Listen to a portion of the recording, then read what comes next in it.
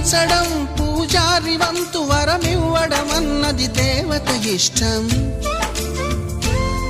ప్రేమించడం ప్రేమికుడి వంతు కరుణించడం అన్నది ప్రేయసి ఇష్టం.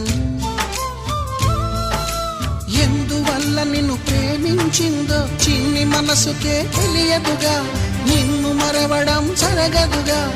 ఎందువల్ల నువ్వు కాదన్నావో ఎదురు ప్రశ్నలే వేయనుగా, ఎదురు చూపులే ఆపనుగా.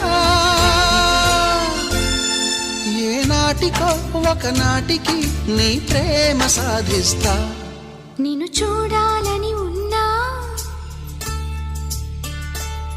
నిన్ను చూడాలని ఉన్నా, నీ